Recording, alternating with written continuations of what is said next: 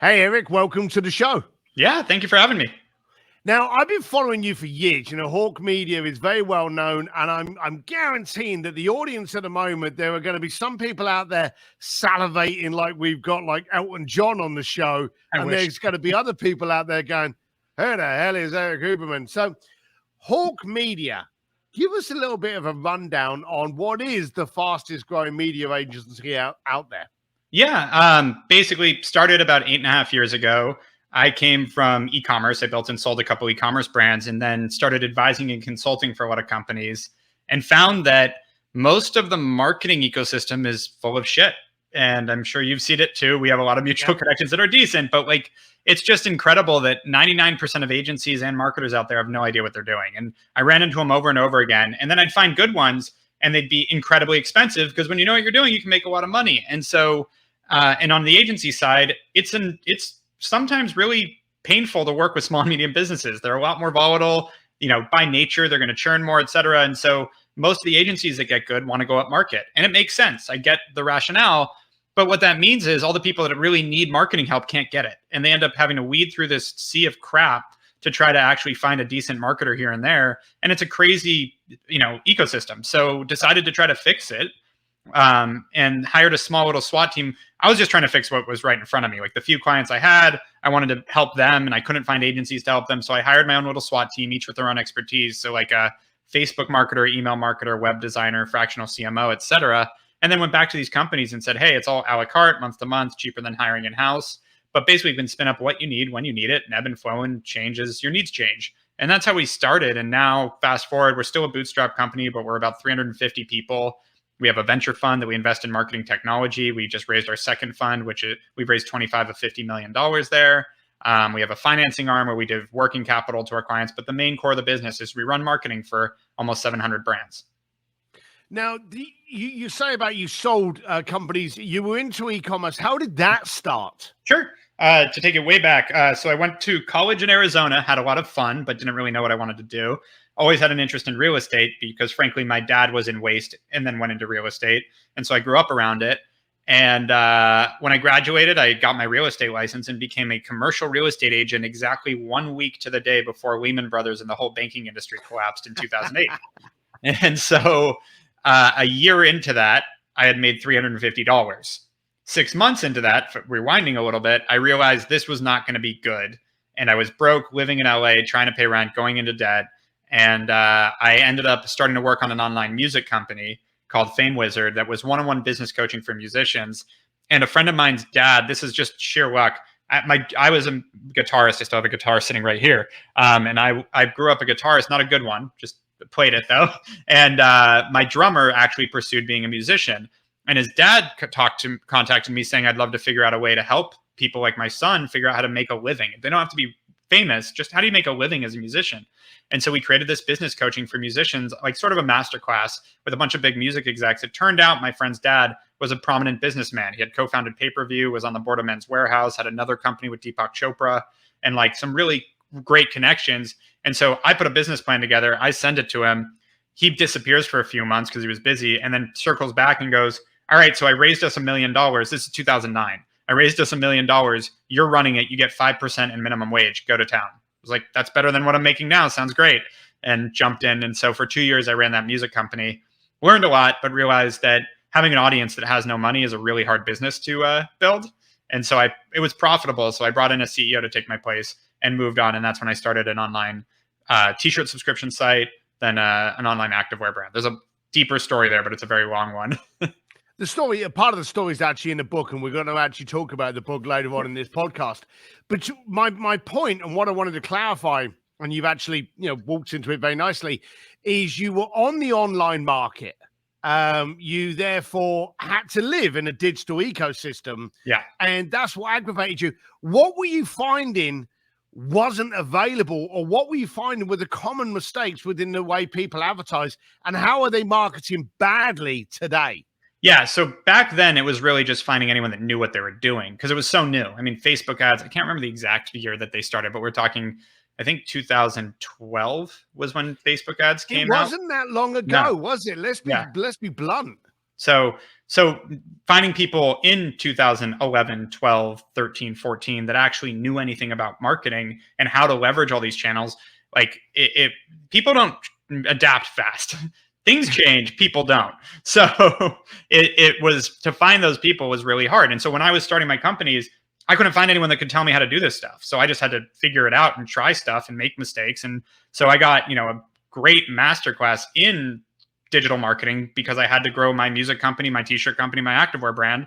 And that was the hard part. Like prior to that, I had no interest in marketing in terms of like a conscious interest. Like I made fun of marketing majors in college. Funny enough, I'm going to speak at my college in 3 of their marketing courses next week.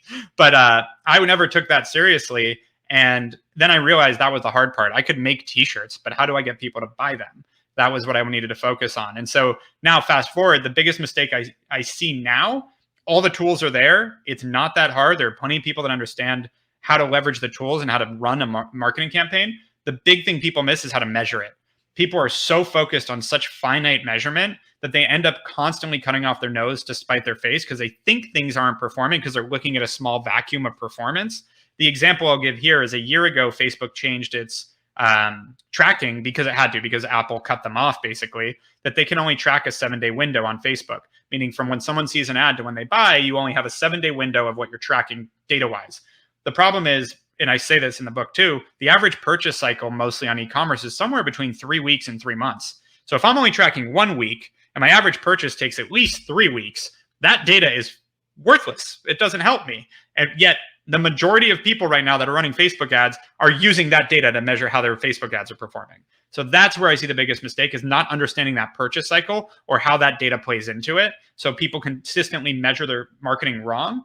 And it's a benefit to us, frankly, because it's a competitive landscape and we measure it right. So we're able to beat all these people. Because the example I'll give here, we just had this happen with a client. They sell water bottles. They sell on average, their average order value when someone buys is $50. It's costing us $50 to get a customer. So to them, they have cost of goods, et cetera. They're losing money every time we get them a customer, because if they make $50, they spend $50. That's not good. Except for people buy an average of 14 times a year. So they actually make 14 times their spend on marketing, which is a great number in any book. And they didn't measure this themselves. It took us showing them, like, hold on, like, notice that your business is doing well, even though you think your advertising's failing. Like, that's not magic. Like, there's a reason for that. And this is what that is. Your people are coming back and buying a lot because you have a great product and a product that people buy a lot. So once we get you a customer, they on average spend 14 times that. Like, we should spend more money. We should scale this. This is great. And that conversation, most marketers don't even know how to have, because they don't understand business. They know how to sell Facebook ads. They don't know how to like actually measure this stuff right, how it affects the business. And that's one of the biggest reasons why it's hard to find good marketers. They don't have a business acumen as much as they have how to run Facebook ads. And as you said quite openly, they're looking at the wrong metrics. They're looking at the wrong number. Mm-hmm. And a lot of people now either want to look at how much money is coming into my bank account. And as you've just pointed out, what comes into your bank account today versus what it's costing you is different to what you're gaining over the year from the the lifetime acquisition cost or the value. But then the other metrics people are looking at are kind of like, well, look, I've got 20,000 followers. I need to have like 200,000 followers. The vanity metrics. It is a vanity metric. So how do you break people out of that cycle? We just tell them that, honestly. And listen, we deal with a lot of hard-headed founders like myself. And so sometimes you can break them, sometimes you can't. They'll listen or they won't. But we try to remind people that they hired us because we're the experts. And we try not to play to vanity metrics. Like, there are reasons to have followers. There's a certain level of trust that can be built from that. There's a credibility level. But it's kind of a just checkbox versus every extra follower means something. And so once you get to certain levels, there's different levels. There's having 10,000, 100,000, a million, et cetera. But like, the difference between 100,000 and 120,000 is literally nothing. There's no benefit between the two. So and I'm not saying this scientifically, I'm just saying from an objective perspective. But I agree. Yeah. And so and we just tell them that, like, and frankly, we don't run into that much. I feel like most business owners are more money driven than they are vanity driven. Some people think that that's important. Frankly, when we tell them it's not, it's music to their ears, because like, great, another thing I don't have to worry about that I thought I did. But the world has changed. You're talking about business owners that have a service, a product, apparel. They have something that they can go, hey, I appear over here, I sell over here. Right, that makes sense. But we've seen that almost like the Kardashians, famous for being famous. There's a business now of marketing, which is influencers, which are people that go, okay, I need to get to 1 million followers so I can start charging for shout outs, for, wearing this apparel and stuff like that. So do you get a lot of influencers that try to have you do their marketing and branding for them? They ask, we don't really do it, because for us, I would say performance marketing is the best definition of what we do. And we need to be able to show performance. And for me, it's like, we need to be able to justify the spend with revenue. And those influencers, like, it's very rare you're going to find someone that's like, listen, I've got $1 million, get me as much as you can for that, and then we'll see what happens. That's not how that works out. What they say is, I've got $5,000, get me a bunch of followers, and then let me see if I can make money, and then I'll pay you another $5,000. Like, it's not a good business. And listen, there's the, diamond in the rough that someone might go crazy and then we have that relationship.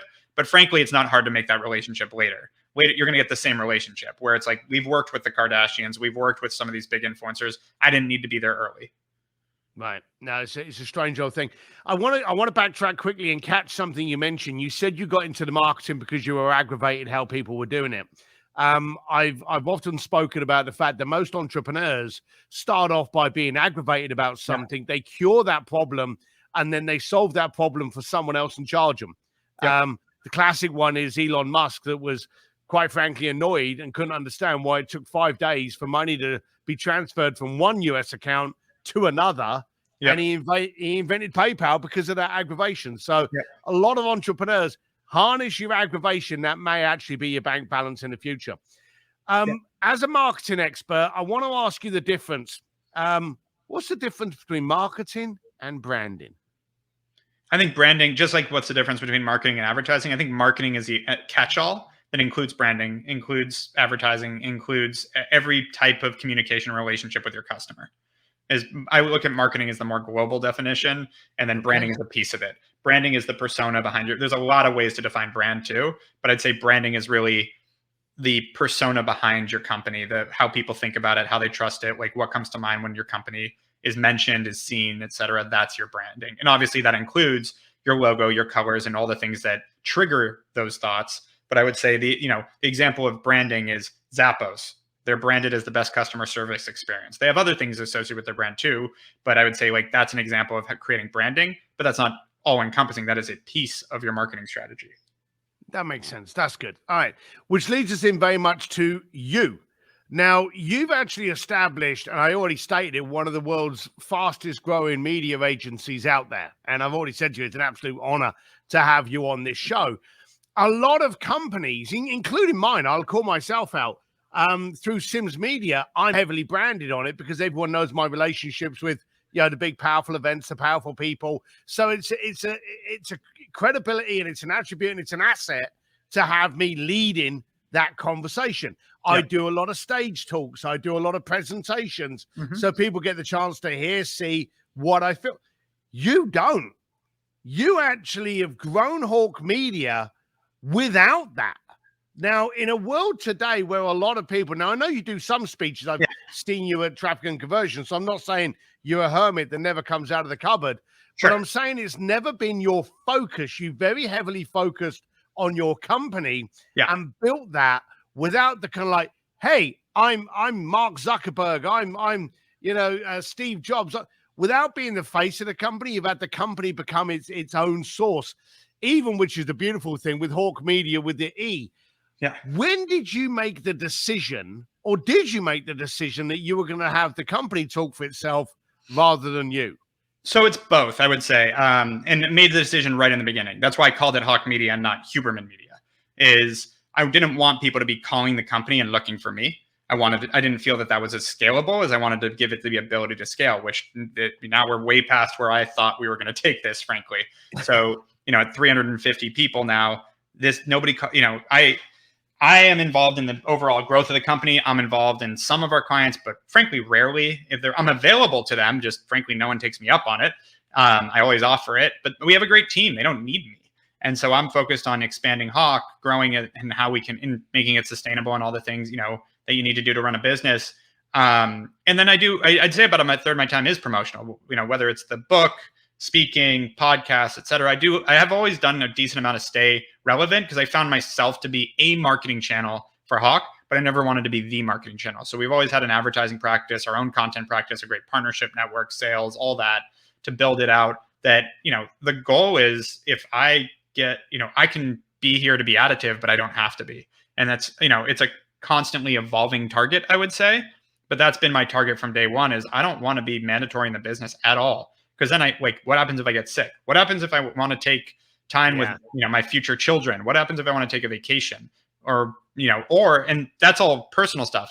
What happens when I have a really good idea to expand the company and I need to spend time on it, but I'm still required to operate the company? Like that's really where it becomes functional in the expansion. And thankfully, we're pretty good there. Like I still have to check in for my own sanity and like monitor things on a daily basis, but we've got people in place across the company that are responsible for each function of the company now, that my job is really to work with them strategically and then work on growth and expansion. No, that is good.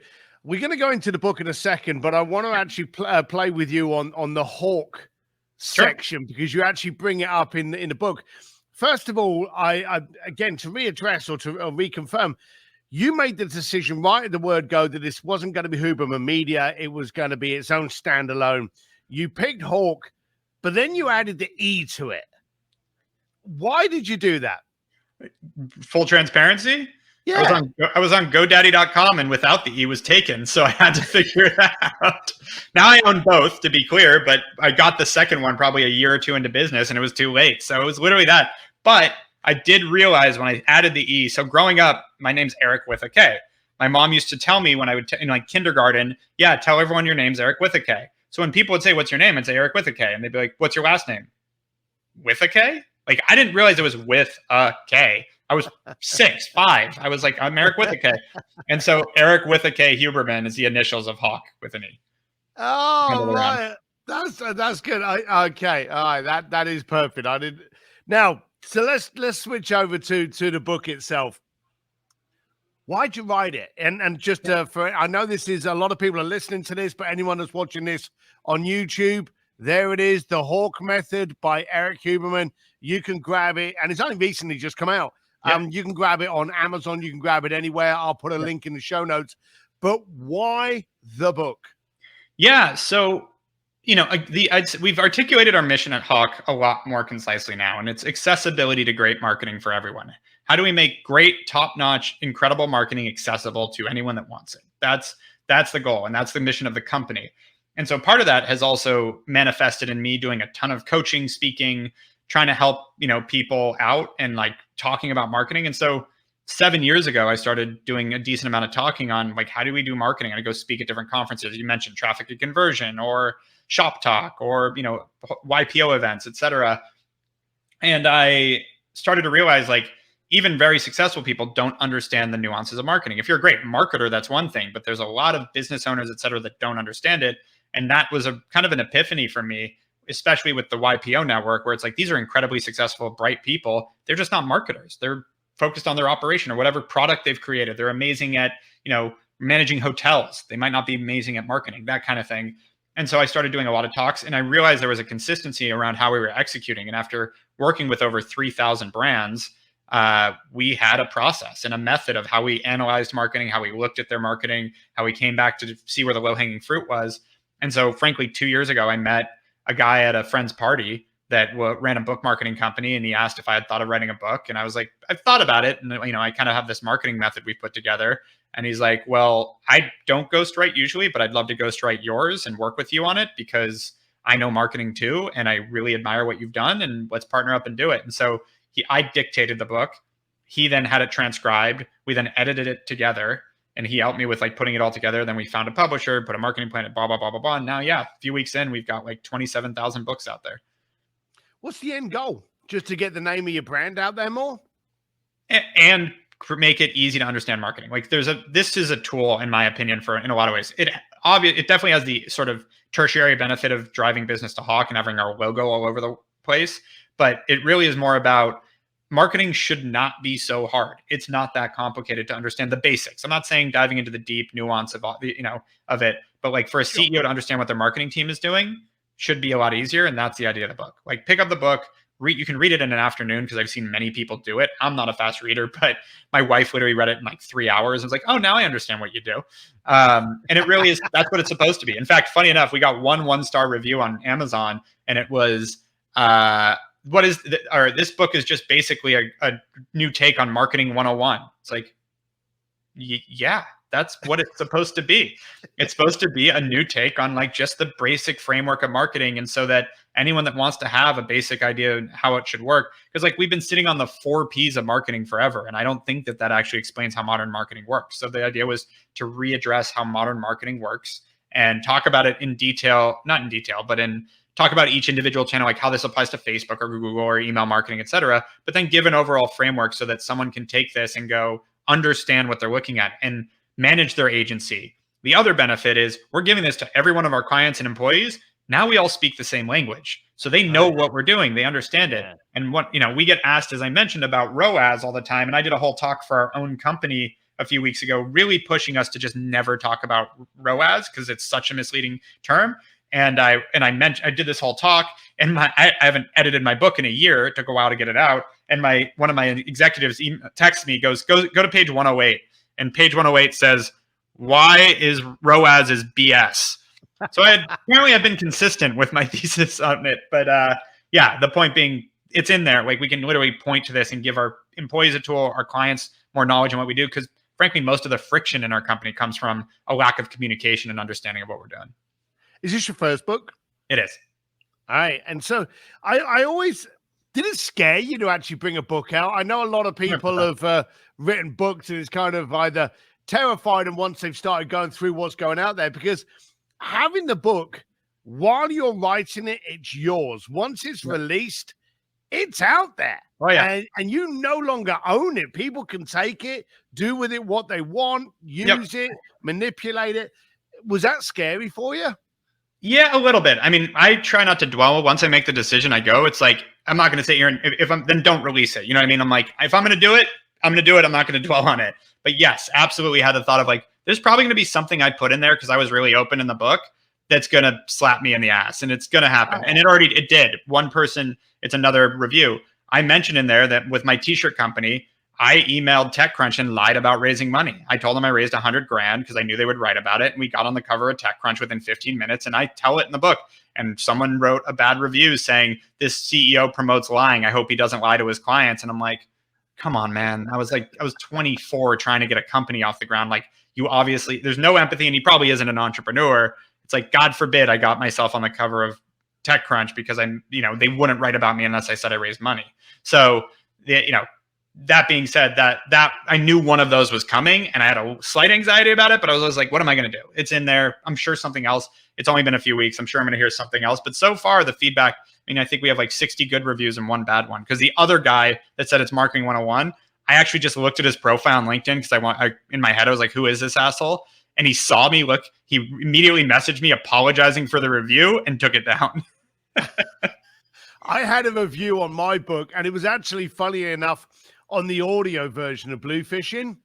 And the guy bought the book. I guess it's a guy, actually. And my review was, I can't understand a damn thing this guy is saying. Who the hell thought it would be a good idea to have him read his own book? That was my review. You gotta love how just people are pricks. They're out there. Like, it's like, God. It does do it. So are you now back on the road show? Are you going to do more speaking gigs? Are you going to be doing more podcasts? Are you going to be doing more things to get the book out there and exposed? Yeah, I'm keeping it consistent. It's always been, not always, for the past few years, it's been a third. A third promotional, trying to get out on the road, speak, do all those things. And I have a lot of speaking engagements and podcasts and stuff the next 3 months. It's been about a third growth and expansion, starting our fund, M&A. We just expanded into Europe. We just bought an agency in Manchester. And then a third strategic. It's staying consistent with that. It's basically balancing the 3 continuously. I'd say it's swung a little too much towards the book the past couple months. So I'm looking forward and already am leveling that out a little bit to focus also on my main business and sort of the master I serve. But yeah, it's just staying consistent with all of it. Is that what the you mentioned earlier in the conversation, the funds that you were raising? Is that what the funds are being used for, to purchase other agencies? No, separate. So the agencies buying other agencies. We also have a separate venture fund that invests in marketing technology and e-commerce tech that we use for our clients. So if we find a great piece of marketing software that we're like, this is perfect for what we need to fix a problem with what our clients are dealing with, we invest in that. And so we're constantly looking at new innovative ways to market. And that's what we're investing in, because then we can onboard a ton of brands to it if we like it. I know Roland Frazier has Epic that he actually discusses on how to actually take over other companies and to grow your expansion by acquisition. Do you like acquiring other agencies? Yeah, I love it. Honestly, it's you get you get to work with other entrepreneurs on the same team. That's what's the best part about it. Like, you find someone that's built a great company, but you go, hey, I've been doing this for 9 years now. I've worked through some challenges that you are going to be facing. And do you want to skip those? You don't get to share in the whole pie anymore. Like, you're giving up something too. There's all cost benefit, but then we can probably grow this a lot faster together. And would you rather have a team with you? And when you find those people that have that entrepreneurial spirit, but are also down to be part of a team, we've got a few people that have come through acquisitions that are just incredible people. Like Will, who runs our agency in Manchester, like, it's new, but I have a lot of confidence that's going to be an incredible relationship, because he's just such a go-getter. But it's just so, he's got a breath of fresh air, because now we're going to handle all the HR, accounting, legal, back end, all the shit that frankly most entrepreneurs don't want to. So he can just go run through a wall and grow the thing. Yeah, that's the thing with entrepreneurs. We end up being really good at a couple of things, and then we get bogged down by all of the shit that we're not good at. The legal, the accounting, the HR, the payroll, even the marketing. There's a lot of creative people out there that are creative at maybe designing, I don't know, pots, pans, widgets, whatever, but don't want to be handling Facebook adverts. So how do you break through with entrepreneurs and go, hey, stick to your lane, stick with what you're good at, and let us handle the shit? How do you have those conversations? Exactly how you said it. Like, I thoroughly believe both entrepreneurs and companies need to focus on what they're good at. My great example of this on the company level is all these companies that try to develop their own software for themselves. It's like, there are people that are building that as a business. So they're monetizing that. They're building it for thousands of customers, and you're trying to build it for one customer yourself. Who do you think is going to win? So like, there's rarely a case where you should be building software for yourself as a company. And my favorite is like when people are custom building their websites for their fashion brand. It's like, listen, there's multi-billion-dollar companies on Shopify. Your startup does not need to have a custom website. Like, those kind of things. And you see the same thing with entrepreneurs. Like, you're really good at product development. Surround yourself with people that are good at other things. I'm good at the promotion, the sales, the marketing. I have a partner that is good at the operational, and frankly, people, HR, like the other critical parts of the business that I'm not as powerful in. Did you learn that? Did you have your mistakes? I know as an entrepreneur, quite full transparency, you grow up during a little period of being an entrepreneur where you think, hey, I can handle absolutely everything, until you realize you can't. Did you have those lessons handed to you? Yeah, of course. And I would say I've been fortunate to like what I'm good at. And so I've never had a problem with delegation, and I've always shied away from the things that I'm not good at, which has benefited me in a lot of ways, because it means I'm going to go hire or try to pass off the things that I don't want to do, which include the things that I'm not good at. So I've never really, I know I'm good at sales and marketing, so I've always taken that on. But again, I'm not necessarily as good at the at the tedium, at operations, at HR, at tweaking things, that kind of stuff. I'm not interested. I am good at numbers. I managed our books for like 3 years before we brought in anyone, but I have always had a head for numbers. So it was easy until it became too cumbersome with everything else I had to do. So I think I naturally did. And I was super fortunate to have a, partner that was super happy to pick up anything I didn't want to do. And still to this day. Yeah, that's smart. Good for you. Good for you. Now, I think the last time I heard you were in Santa Monica region. Is that correct? Yeah, still am. So is there any thoughts of you kind of like doing the rest of the California move out to Austin? Are you heading over there anytime soon? No, so the company is completely remote now. We've got people in 41 states, 5 countries, probably more than that, 5 that I know of, but people are kind of going wherever they want. And so there's no HQ, that kind of thing. But personally, Austin's a great city to visit. I don't want to live there. I love living in Santa Monica. It's 65 degrees and sunny out right now. Like, people roll their eyes at the weather, but it's like, yeah, but everything else you can kind of control. And one of my favorite lines, I saw that a guy ranting about how California is great, and people say, oh, but the government. And he's like, I guess you want a good government, move to Mississippi. Like, if you're worried about government, like that's not why you live places. And don't get me wrong, it can swing far enough that there's a lot of happening here that it keeps, pushing people to their limits. It just hasn't pushed me to mine. So I don't disrespect people that have moved to Austin or Miami. And I also think going to a tax-free state, if you have some sort of liquidity event coming, makes a lot of sense. Like, you're going to get a one-time cash bonus and you don't want to give 13% of it to California. I respect that. I don't plan on selling Hawke Media, so that won't save me from anything. No, I'm with you. I'm actually just up the road from you in near Malibu. So I share with you I love the fact that I can ride my motorbike to LAX. Bikes get parking for free. So I park up. Doesn't matter what day or time of the day I come back, I'm not going to get rained on. So I just absolutely love it. We get rained like 1 or 2 times a year. Exactly. And that's actually a big one for me. I need to be near a big airport because we have teams in China, Singapore, UK, Canada, all over the country. I got to be able to jump on a plane easily and go direct somewhere. Now, do your other offices have offices, or pretty much you try to run a virtual organization? I try to run a virtual organization. The Manchester team does have an office. We partnered with WeWork, and I think like 10 of our employees actually use it out of 350, but we do have passes for WeWork for everyone. So we'll be reassessing that when the year's up on that deal. And then we have like 2,000 square feet in the WeWork in El Segundo by LAX, because a lot of my executives were there and they wanted a space to go into. But I've found out that like somewhere between 3 and 5 people are there on a daily basis. Right. Yeah. So that makes it different. All right. So what is your website? What is the Hawke Media website? HawkeMedia.com. There you go. With an E. And even without an E, I take it's probably on a redirect right now. So, all right. So again, The Hawke Method by Erik Huberman is available for you on Amazon. Go and grab your copy. I've read it. I enjoyed it. And you're right. It's a very easy read. It is primitive basics, but we all need to know the basics. So, Erik, thank you. Is there anything else you'd like to share before you go? No, it's been great. Appreciate it. I appreciate you taking the time. Erik, all the success with the book, with the company, and we're still going to be watching you, man. Look after yourself. You too. Bye.